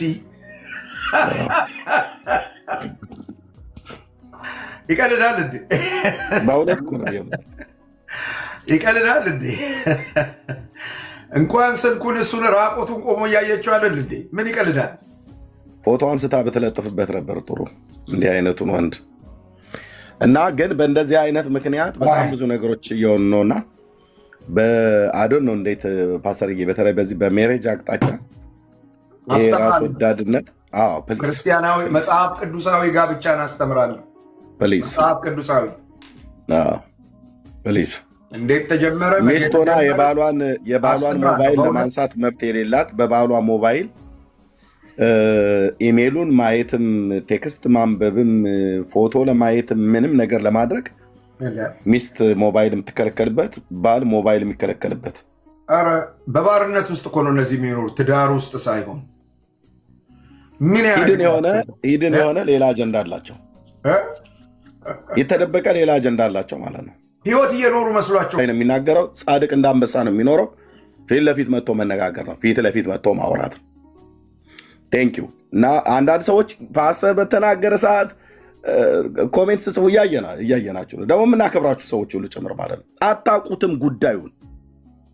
እህትዬ ከአንድ ወገን እንደሰማሹ አይደለም ጉዳዩ፣ አይደለም እኮ ነው ብዬ የምላችሁ። በዚያን ቀን ፓስተር ታሬን ይዘን ሁሉ ላወራ እችላለሁ። አትረብሹ የክርስቶስን አካል። እናንተም አትበጥበጡ በማታውቁት ነገር። ሩቱን አታውቁትም፣ ምክንያቱን አታውቁትም፣ መነሻውን አታውቁትም፣ ማበዳይ ማተበዳይ እንደሆነ አታውቁትም። ልብ በሉ። ከጥላቻነት ውጡ። ለሁላችንም፣ ለእኔም ጭምር፣ ለራሱም ለፓስተር ታሬም ጭምር የመንፈስ ቅዱስ ምክርና ተግሳጽ ነው። ይህን ቀበል ፓስተር፣ ጸጋ ይብዛልህ።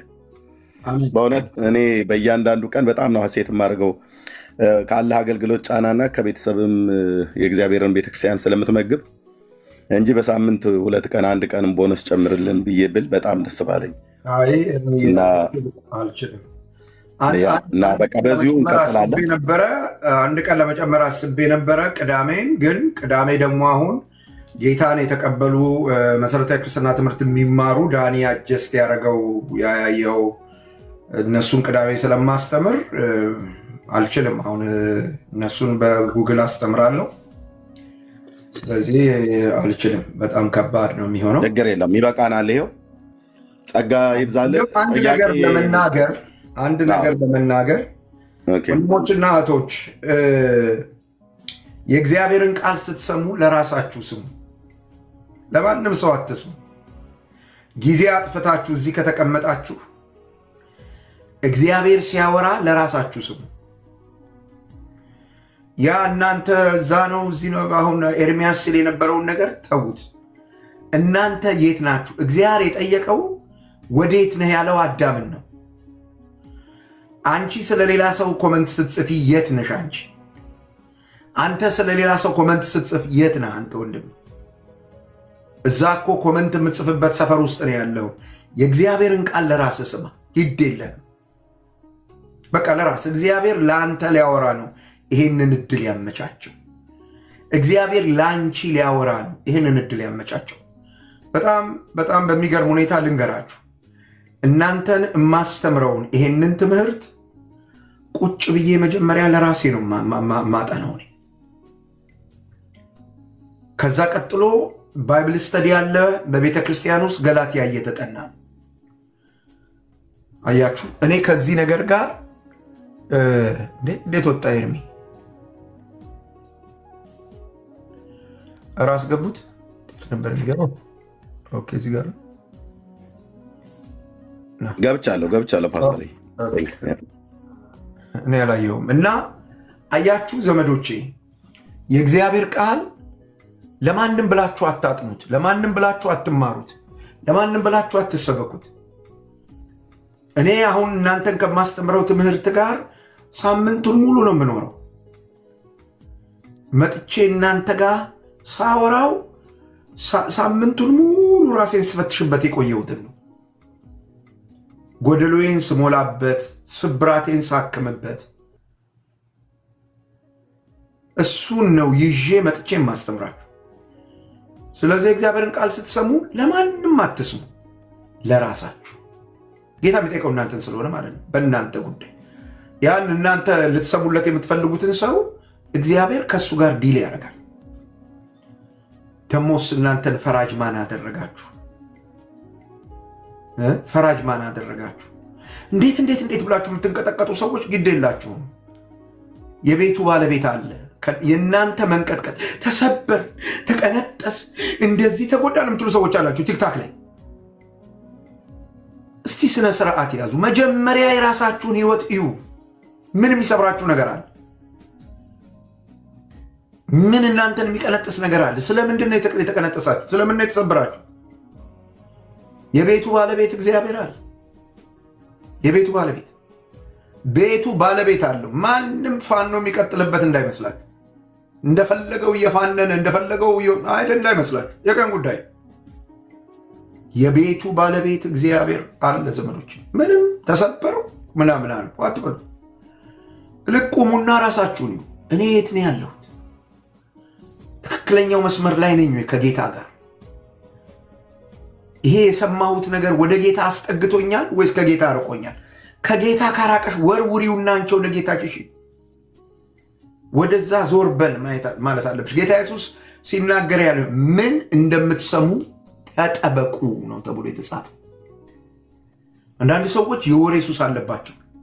ደውለው ቲክታክ እንኳን መግባት የሚፈልጉት አሁን አንድ ኦርቶዶክሳዊ የሆነ ወንድማችን ገብቶ ከኔ ጋር ጭቅጭቅ ቢጀምር ይሄ ቁጥር በአንድ ጊዜ ወደ 1000 2000 ሰው ይገባል። ይሄ ዘመዶቼ ጤና አይደለም ወይ? አሁንና ኤርሚያስ እዚህ በኃይል መነጋገር ብንጀምር በአንድ ጊዜ ቁጥሩ ይሞላል። ይሄ ጤንነት አይደለም ዘመዶቼ። የማይጠቅም ነገር ለመስማት የማይረባ ነገር ለመስማት ምን ያደርግላችኋል? ስትናገሩ እንደ እግዚአብሔር ቃል ተናገሩ። ስትሰሙ በእግዚአብሔር ቃል አማካኝነት ስሙ፣ እምነት እንዲሆንላችሁ። ወንድሞቼ እናቶቼ የምለምናችሁ ይህንን ነው። ጌታ ይባርካችሁ።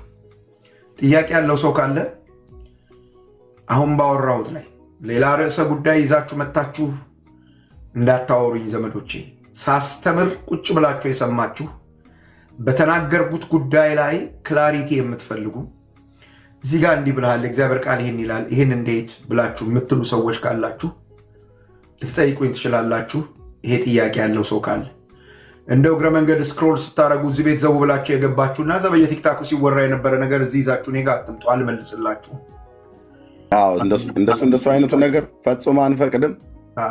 ድንገት ግን ገብታችሁ ግን የሰው ስም አንስታችሁ እንትና እኮ እንደዚህ ነች እንትና እኮ እንደዚህ ነው ብላችሁ ምትሉ ከሆነ ኢሚዲየትሊ አይ ማውረድም ብቻ ሳይሆን የምናውቃቸው ሰዎች ስላሉ እኔ እዚሁ ገስት ላይ አስቀምጬ አፋጥጬ ጠይቃችኋለሁ፣ ፓስተር እየሰማ ማለት ነው። ምክንያቱስ የነገሩን እውነተኝነት ስለማታውቁት ኦኬ፣ በውስጥ እናንተ ሌላ ነገር አውርታችሁ መታችሁ እዚህ የሰውን ስም ብታነሱ ያነሳችሁትን ሰው ነው ይዤ ጠይቃለሁ፣ አደባባይ ላይ ማለት ነው። እዚሁ ካነሳችሁት ፓስተር ይፈቅድልኛል። የነገሩን እውነተኝነት ታውቂዋለሽ እህቴ? መነሻው የት ነበር? መዳረሻው ምንድን ነው? ከስር መሰረቱ ታውቂዋለሽ ብዬ ጠይቅሻለሁ። አታውቂውም። እንደማታውቁት በጣም እርግጠኛ ስለሆንኩ ማለት ነው። እንደማታውቁት በጣም እርግጠኛ ስለሆንኩ፣ ስለዚህ ከአንድ ሳይድ ብቻ ሰምታችሁ አግባብ አይሆንም። ነጋ የሚባል ሰው አስገቡልኝ፣ ጥያቄ ያለኝ እያለ ነው ኤርሚ። እሺ ማን ነው ነጋ? ኦኬ ሲላየው ኮመንቱ ትንሽ ነው፣ ፎሎሩ መግባት አይችልም ፓስተር። እሺ ፊሊሞን ችግር የለም። ፊሊሞን እንደምን አመሻችሁ? እግዚአብሔር ይመስገን። እግዚአብሔር አምላክ የተመሰገነ ይሁን። ድንቅ ትምህርትን የተማርነው በእግዚአብሔር ቃል ታርመናል፣ ተኮርኩመናል። ፓስተር እግዚአብሔር ይባርክ ልል እወዳለሁ። እኔ ጥያቄ በጣም ቀላል ነው፣ ግን ምንድነው ስታስተምር ምን አየው መሰለ? መዳናችንን ሲምፕል ሆኖ ታየኝ። ቅልል ያለ ሆኖ ተሰማኝ። ምክንያቱም ክርስቶስ ነፃ አውጥቶናል እና በምን ስገረም ነበር አንተ እያስተማርክ ይሄ መዳን ለእኛ እንዲግልጥ እንዲልልን እንዲገባል ማለት ብዙዎች እኮ ከኛ የሚበልጡ ሰዎች አሉ በዚህ ምድር ላይ መመረጥ ሊገባቸው የሚችሉ ግን እግዚአብሔር የዓለምን ደካማ ጎን መረጠ ይላል መጽሐፍ ቅዱስና እኛ እንዴት ተመረጠ እንዴት ይሄ መዳን ሊገባን ቻልኩ ብዬ በጣም ተደነቅኩኝ ፓስተር። እና እንዴት ሰዎች ይህንን መዳን እንዴት መረዳት ከበዳቸው የሚል ጥያቄ ውስጥ ገባው እና ይሄ ነው ጥያቄ ፓስተርዬ። ቀላል ነው ግን መልስልኝ። በእግዚአብሔር ቃል መሰረት ልመልስልሽ። ይህንን መዳን ሰዎች እንዴት ሊረዱ ታቃታቸው? ሁለተኛ ቆሮንቶስ ምዕራፍ 4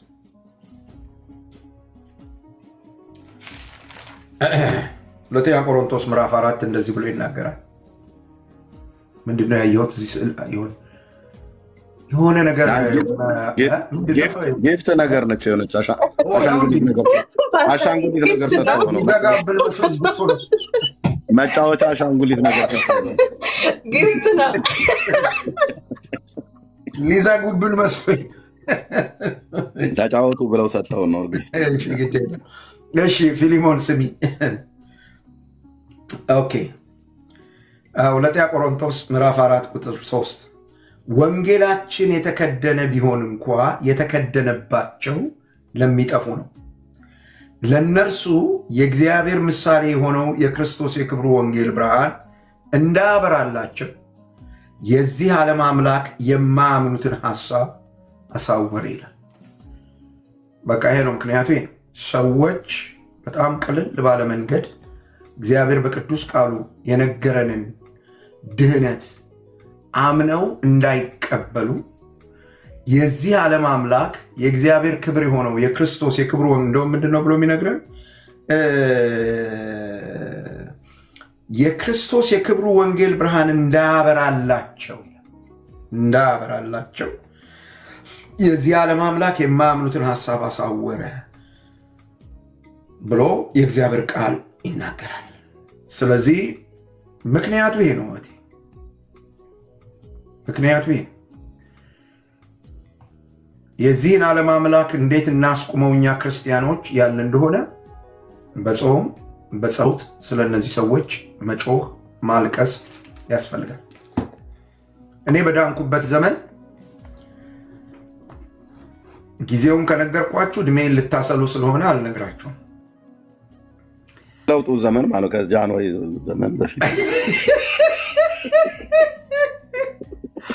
ዝም በሉት። ቤተክርስቲያን ስደቷ ሊያበቃ አካባቢ ነው ወደ ቤተክርስቲያን የመጣሁት እና እኔ በዳንኩበት ዘመን ማለት ነው ጸሎት ቤት ዝግ ነው። መካነ ኢየሱስ፣ ቃለ ሕይወት እና ሉትራን ቤተክርስቲያን ብቻ ነበሩ አዲስ አበባ ውስጥ ክፍት የነበሩት። ይገባችኋል ጊዜው መቼ እንደሆነ አሁን ምን እያወራው እንዳለና በዚያ ጊዜ በቤተክርስቲያን ውስጥ የነበርን ወጣቶች አንድን ሰው እንደ ክርስቲያን የምንቆጥረው ማለት ነው እንደ ክርስቲያን የምንቆጥረው በሳምንት 2 ቀን የሚጾም ከሆነ ነው። በሳምንት 2 ቀን የሚጾምና 1 ቀን ጎዳና ወጥቶ ወንጌል የሚመሰክር ከሆነ ነው እንደ ክርስቲያን የምንቆጥረው። እና በሳምንት 2 ቀን የሚደረገው ጾም ጸሎት ውስጥ አንዱ ነፍስ ስጠኝ ነው፣ የሚድን ሰው ስጠኝ። ለዚህ ነበር ይውላችሁ ቤተክርስቲያን ጸሎት ቤት ሲዘጋ የነበራት ቁጥር በብዙ እጥፍ አድጎ በኋላ ነፃነት ልበለው ምን ልበል እንደምለው አላቅም፣ ውጡና በየአዳራሻችሁ አምልኩ ሲባል ቤተክርስቲያን ጸሎት ቤት ስትዘጋ አንድ አዳራሽ ብቻ የነበረው ሰው ሲወጣ 6-7 አዳራሽ ሆኖ ወጣ። ከፍተኛ የሆነ ትርምስ ነው የተፈጠረው። ያኔ ምን ውስጥ ይሁን ህዝቡ እኔ አስታውሳለሁ። በየአዳራሹ በየሳምንቱ ስንዞር አንዴ ብሔራዊ ሎተሪ፣ አንዴ ምንድነው የሚባለው ያለው ምናምን የሚባል በየቦታው ምን ነበር ካላችሁኝ ሰዎች እንዲድኑ ሰዎች ይጸልያሉ፣ ወንጌል ይመሰክራሉ። የዚህን ዓለም አምላክ ቅድም አንቺ ያልሽው ሰዎች ወንጌሉ እንዳይገባቸው ያደረገውን የዚህን ዓለም አምላክ በሁለት መንገድ ብቻ ነው ማስቆም የሚቻለው፣ መዋጋት የሚቻለው። አንድ ስለሚድኑ ሰዎች ስራዬ ብለን ተሰምቶን በእግዚአብሔር ፊት ጾም ጸሎት ቀድሰን ማልቀስ አለብን። ወንድሞቻችን ናቸው፣ እህቶቻችን ናቸው፣ አክስት አጎት ምናምን የሚባሉ ሰዎች ናቸው። በአንድም በሌላም መንገድ እንደው የመጨረሻ ሩቅ ላድርገው ካልኩ የአንድ ሀገር ሰዎች ነን ቢያንስ ተውት ሌላው እና የገሃነም ክፋቱ የገባን ሰዎች የገሃነም ጽናቱ ምን ያህል እንደሆነ የገባን ሰዎች ቲክታክ ላይ መተን የሆነ የሃይማኖት ድርጅትን ጀስቲፋይ ለማድረግ ጦርነቱ ሳር ለምንገባው ለቅሶ ነው የሚያስፈልገው። ምክንያቱስ የትኛውም ሃይማኖቱ ውስጥ መሆን ስለማያድን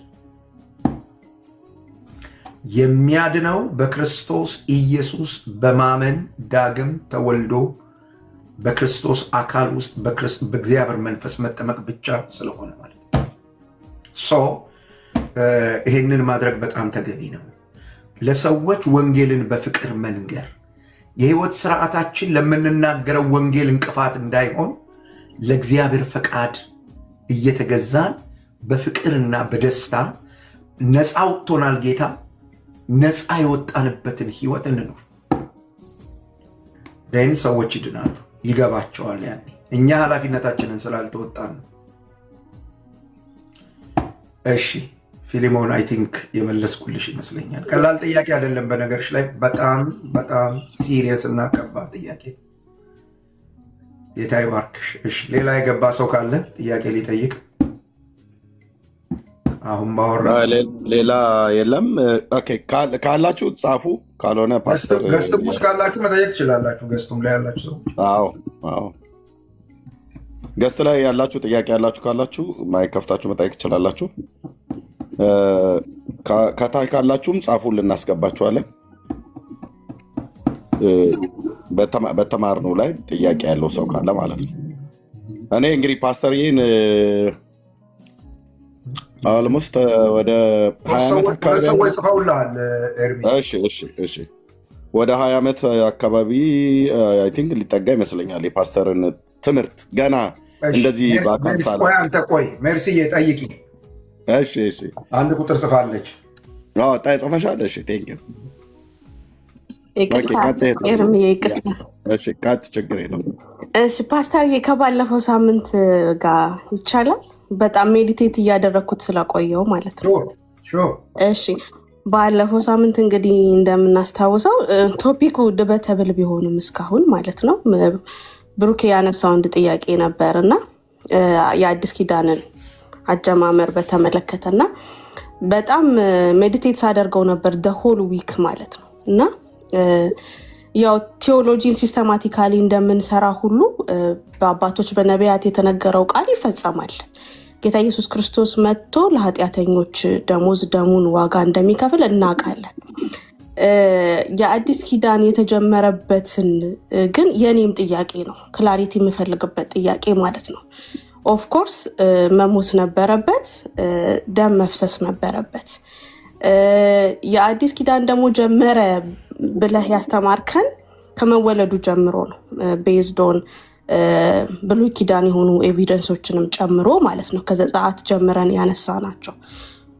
ዋት ኢፍ አሁን ጌታ ኢየሱስ ክርስቶስ ባይሞት ኖሮ አዲስ ኪዳን ተጀመረበት የምንለው ስፔሲፊክ ነገር አለን ማለት ታንጀብል የሚሆን 100% መወለዱ የአዲስ ኪዳን ጅማሬ ነው የሚያስብለን ነገር አለ ወይ? እሺ አዲስ ኪዳን ስንል ምን ማለታችን ነው? እሱን መጀመሪያ መረዳት የሚያስፈልግ ይመስለኛል። መርሲዬ ኤርምያስ መጽሐፍ ምዕራፍ 32፣ ሕዝቅኤል መጽሐፍ ምዕራፍ 35 ነው። እግዚአብሔር ከዚህ ከአይሁድ ማህበረሰብ ጋር በነበረው የኪዳን ግንኙነት ውስጥ አዲስ ኪዳን እንደሚሆን ነግሯቸዋል።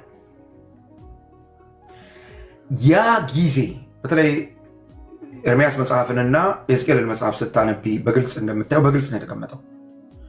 ከኃጢአታቸው አነጻቸዋለሁ፣ ሕጌን በልቡናቸው እጽፋለሁ። የዕብራውያን ጸሐፊ ኮት ያደረጋቸው ማለት ነው ምዕራፍ 8 ላይ። እነዚህ ይሄ ሂደት ነው አዲስ ኪዳን የተባለው፣ ወይም ይሄ እውነት ነው አዲስ ኪዳን የተባለው። ኦኬ። ከዚህ ጋር ተያይዞ አብሮ የሚነሳ የአዲስ ኪዳን ብዙ ከዚህ ጋር ተያይዞ ሌሎች ነገሮች ሊኖሩ ይችላሉ። ግን አንድ መሰረታዊ ነገር ደግሞ አለ። ትንቢተ ኢዩኤል የሚናገረው ስለ አዲስ ኪዳን ስናወራ እና ኦንሊ የኢየሱስ ክርስቶስ ሞትና ትንሣኤ ብቻ አይደለም የሚወራው። አዲሱ ኪዳን የያዛቸውን ነገሮች በደንብ ማወቅ ያስፈልጋል። ሐዋርያት ሥራ ምዕራፍ 2 ላይ እንዳየን እና ትንቢተ ኢዩኤል ምዕራፍ 2 ላይ እንደምናገኝ በመጨረሻው ዘመን ብሎ ተናግሯል። በወንዶችና በሴቶች ላይ ከመንፈስ ያፈሳሉ። የመንፈስ ቅዱስ ወደ ሰዎች መምጣት ወይም መውረድ እና በሰዎች ውስጥ ማደርም ኢትስ ፓርት ኦፍ አዲስ ኪዳን፣ ፓርት ኦፍ አዲስ ኪዳን። መጽሐፍ ቅዱስ ይሄን ይናገራል። እነዚህ ሁሉ ነገሮች ታዲያ መቼ ተፈጸሙ ብለን ስንል አምላክ ሰው ከሆነበት ጀምሮ አየሹ። አዲስ ኪዳኑን በደንብ ተረድተነው ከሆነ ቅዱስ ቃሉ የሚለውን ነገር በደንብ ተገንዝበን ከሆነ ቅድም ያነሳሽው ነገር አለ። ደርዛዊ ነገረ መለኮትን ከመስራት በፊት መጽሐፍ ቅዱሳዊ ነገረ መለኮትን መስራት ተገቢ ነው ብዬ አስባለሁ። ደርዛዊ ነገረ መለኮት በመጽሐፍ ቅዱሳዊ ነገረ መለኮት ላይ መሰረት ካላደረገ የጥቅስ ትምህርት ይሆናል። የጥቅስ ትምህርት ይሆናል። ስለዚህ ሰዎችን ወደ ግራ መጋባት ይዟቸው ይሄዳል። በጣም እኔ ኢዝሞችን ለኢዝም ግድ የለኝም የምልበት ምክንያት ምንድን ነው? በጣም ብዙ ኢዝሞች የተመሰረቱት ጥቅሶች ላይ ነው። ጥቅሶች ላይ ነው። መጽሐፍ ቅዱሳዊውን ነገረ መለኮት ያየን እንደሆነ ግን የመጽሐፉ ተወፍለዋል። የሆነ ቦታ ተቋርጦ ሌላ አዲስ ነገር ነው የተጀመረ ነገር የለም። መጽሐፍ ቅዱስን ዝቅ ብለን ካየን የሆነ ነገር ተጀምሮ ተቋርጦ ተዘግቶ ምናምን ከዛ ደግሞ የሆነ ነገር አይደለም፣ እንደሱ አይደለም ያለ ቶቶ ፍሎ አለ። በዚህ ቶቶ ፍሎ ውስጥ የጌታ የኢየሱስ ክርስቶስ መወለድ የነገረ ፍጻሜ ጅማሮ። ኢየሱስ ክርስቶስ ሞቶ ሲነሳ አይደለም ነገረ ፍጻሜ ድምዳሜ የሚያገኘው ወይም የሚያገኘው። መጽሐፍ እሱን አያስተምርም። ነገረ ፍጻሜ የሚባለው ነገር ስፍረ ዘመን አለው። የሚጀምረው ከየት ነው? ከጌታ መወለድ። የሚያበቃው መቼ ነው? በክርስቶስ ኢየሱስ ለፍርድ መመለስ። ይሄ ነው ስፍረ ዘመን። አዲስ ኪዳን እዚህ ውስጥ ነው ያለው። አዲሱ ኪዳን እዚህ ውስጥ ነው ያለው። መሃል ላይ መጥተን እዚህ ጋር ተሰቅሎ ሲሞት እዚህ ጋር ነው የጀመረው የምንል ከሆነ ከዚህ በፊትስ ያለው ከዚህ በፊት ያለው እዚህ መሃል ላይ የተፈጸመው ሁነት የሂደቱ አካል ነው። የሂደቱ አካል። በዚህ አግባብ የመጽሐፍ ቅዱሱን የሐሳብ ፍሰት ተከትለን የምንሄድ ከሆነ ግልጽ ነው። በጣም ግልጽ ነው። እና ለዛ እኮ ነው ይኸውላችሁ አዲሱ ኪዳን ጀምሮ ስለነበር ነው ሰዎች መስቀል ላይ ተንጠልጥለው በሞትና በሕይወት መካከል ሆነው ዛሬ በገነት አስበኝ ዛሬ በመንግስት ስትመጣ አስበኝ ብለው ሲጠይቁ ዛሬ ትድናለህ። አዲስ ኪዳን ድህነት ዛሬ ነው የሚለው። ድህነት ዛሬ ነው የሚለው እና ጌታችን ኢየሱስ ክርስቶስ በግልጽ ነው ይህንን ያስተማረው። የኃጢአት ስርየትን እየሰጠ በጣም ብዙ ነገር አድርጎ የአዲሱን ኪዳን ፓኬጅ ካየ ነው ከዚህ እስከዚህ የሚለው ከመስቀል እስከ ጌታ መምጣት አይደለም መጽሐፍ የሚያስተምረን። እንደሱ ከሆነ ነገረ ፍጻሜ የሚጀምረው ከመስቀሉ ስራ ነው ማለት ነው። ከመስቀሉ ስራ ነገረ ፍጻሜ ይጀምራል የምንል ከሆነ ወይም የፍጻሜው ዘመን ይጀምራል የምንል ከሆነ ማቴዎስ ወንጌልን በቀጥታ ማውጣት አለብን ከመጽሐፍ ውስጥ። ፓስተር ነገረ ፍጻሜ መጀመር ሳይሆን የኪዳኑ መመረቅ ላይ ነው የብዙዎች ሰዎች ይኸውላችሁ ነገረ ፍጻሜ በደንብ ማወቅ መጽሐፍ ቅዱስ እንዲህ ነው የሚነግረን። በብሉይ ኪዳን የተነገረውን እውነት ወይም በብሉይ ኪዳን የተተነበየውን በብሉይ ኪዳን የተሰጠው ተስፋ ተፈጸመ ነው። አዲስ ኪዳን እኮ ነው። እዚህ ሲነገር የነበረ ተስፋ እዚህ ተፈጸመ ነው። እዚህ ጥላ ሆኖ የነበረው ነገር አሁን አካል ሆነ ነው። ይሄ ነው መጽሐፍ የሚያወራው። በጥላነት የነበረውን ጊዜ ብሉይ ኪዳን ብለናል ነው። አካሉ የተገለጠበትን ጊዜ ወይም አካሉ የመጣበት ጊዜ አዲስ ኪዳን አለ። የአካሉ ግልጠት የሚጀምረው አምላክ ሰው ከመሆኑ ነው። የኪዳኑ መመረቅስ መሀል ላይ ያለ ጉዳይ ነው አልኩ እኮ አዲሱ ኪዳን። አሁን ሁለት ነገር አታቀላቅሏል። የኪዳን መመረቅና የአዲሱን ኪዳን ጅማሮ አታቀላቅሉት። ኪዳኑ በክርስቶስ ኢየሱስ ደም ተመረቀ መጽሐፍ ስለሚል እሱ ላይ ክርክር የለኝም። የሜርሲዬም ጥያቄ ጊዜን በተመለከተ አዲሱ ኪዳን ከመስቀሉ ስራ ከምርቃቱ ነው የሚጀምረው። በአንተ አማርኛ ብጠቀም ኪዳኑ ሲመረቅ ነው የጀመረው። እንደሱ ነው አይደል? ምናልባት ፓስተርዬ ምናልባት ኢፋም ነው ምስቴክን ምናልባት ይሄን ነገር በሁለት ከፍለን ብናየው ግልጽ ይሆንልናል ብዬ አስባለሁ። እንግዲህ መጽሐፍ ቅዱሳችን ሲያወራ እኔ እንደማውቀው ታረማለሁ እዚህ ጋርም ከተሳሳትኩኝ ስለ 3 ወገኖች ያወራል ብዬ አምናለሁ። መጽሐፍ ቅዱሳችን ከዘፍጥረት እስከ ራእይ ማለት ነው። ስለ አይሁድ ህዝብ ያወራል፣ አህዛብ ስለነበር ነው ያወራል። እንዲሁም ደግሞ ከአይሁድና ከአህዛብ ደግሞ በክርስቶስ አምነን ስለዳንን ስለ ክርስቲያኖች ያወራል። ምናልባት ይሄንን ነገር ለአይሁድ ህዝብና አህዛብ ለነበር ነው ለይቶ ማየት ይቻላል። ምክንያቱም ኪዳኑ ላይ እኛን ስለማይመለከተን ብሉይ ኪዳን ማለት ነው። ይመለከተናል። አህዛብን ይመለከታል። እንዴት እንደሚመለከተን ላሳያል። እግዚአብሔር ስለ አሕዛብ ማሰብ የጀመረው በአዲስ ኪዳን አይደለም። ገላትያ መጽሐፍ ምዕራፍ 3 በጣም ግልጽ በሆነ መንገድ ነው እኮ ያለው። እግዚአብሔር አሕዛብን ማዳን። አንዳንድ ሰዎች ይሄን እንኳን አልሰማህም ፓስተር፣ መብታችሁ ነው አለመስማት፣ እኔ ምን ችግር አለብኝ? ገላትያ መጽሐፍ ምዕራፍ 3ን ተመልከች። ከቁጥር 6 ጀምሮ እስከ ቁጥር 20 ድረስ ያለው ይህንን ነው የሚያወራው። ግን እኔ መጣ ብዬ ወደታች ወረድ ብዬ ሀሳባችን አሁን ያልኩሽን ነገር ለማሳየት ላንሳ። ወንድሞች ሆይ ቁጥር 13 እና 14 ላንሳ። በእንጨት የሚሰቀል ሁሉ የተረገመ ነው ተብሎ ተጽፏልና ክርስቶስ ስለኛ እርግማን ሆኖ ከሕግ እርግማን ዋጀን። የተዋጀው ማን ነው? አይሁድ። የአይሁድ መዋጀት ምክንያት ምንድን ነው? እሱ በሕግ እርግማን ስር የነበረው ማህበረሰብን ለምንድን ነው እግዚአብሔር በመሲሁ መምጣት የዋጀው? ይኸው ግልጽ የሆነ ነገር። የመንፈስን ተስፋ ማለትም መንፈስ ቅዱስን የመቀበል ተስፋ። ምክንያቱም መንፈስ ቅዱስ ከሰው የተሰበሰበበት ዘመን አለ ብሉይ ኪዳን ውስጥ። አሁን እዛ ውስጥ አልሄድም። እና የመንፈስን ተስፋ በእምነት እንድንቀበል አንድ የአብርሃም በረከት ወደ አሕዛብ በኢየሱስ ክርስቶስ ይደርስላቸው ዘንድ ሰው እግዚአብሔር አሕዛብን ማዳን፣ አሕዛብን መቤዠት የቀደመ ፕሮግራም ነው። ዘፍጥረትን መጽሐፍ ስታጠኝ የምታገኘው ነገር ጠበብ አድርጌ እንትን ላድርገው ቢጋሩን ልስራውና እንዲታይሽ። ዘፍጥረት ምዕራፍ 1 እና ምዕራፍ 2 ፍጹሙ የእግዚአብሔር ሐሳብ ነው። ሰው ብቻ ነው። አይሁድ የለ፣ አሕዛብ የለ፣ ማን የለ፣ ሰው ነው። የእግዚአብሔርም የተስፋ ቃል የተሰጠው መጀመሪያ የማዳኑ የተስፋ ቃል የተሰጠው ለሰው ነው፣ በዘርህና በዘሯ መካከል።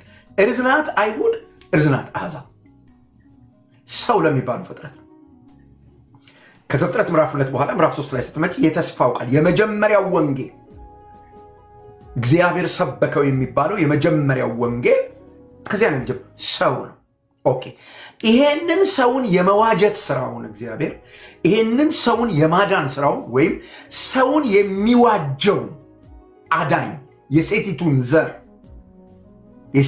ዘር ወደ ሰው የሚያመጣበትን መስመር ነው እግዚአብሔር የዘረጋው። በዚህ ሂደት ውስጥ የምታየው ነገር ምንድነው? ከዘፍጥረት ምዕራፍ 4 እስከ ዘፍጥረት ምዕራፍ 9 ድረስ ከዘፍጥረት ምዕራፍ 4 እስከ ዘፍጥረት ምዕራፍ 9 እንግዲህ እዚህ ማዕቀፍ ውስጥ ብዙ ነገር ነው የሆነው። አንደኛው ኃጢአት ወደ ክላይማክሱ ሄዷል፣ ወደ ጡዘቱ ደርሷል። ምን ድረስ ነው የሄደው ከተባለ የኃጢአት ደሞዝ ሞት ነው ይላል መጽሐፍ። በነ አዳም ቤት ሞትን ያጣጣሙበት ማቁት ሞት የጀመረበት ጊዜ ጡዘቱ እዛ ድረስ ነው። ሁለተኛው የጡዘቱ ልክ እግዚአብሔር ሰውን በመፍጠር የተጸጸትኩኝ በቃ ሰውን አጠፋዋለሁ ብሎ እግዚአብሔር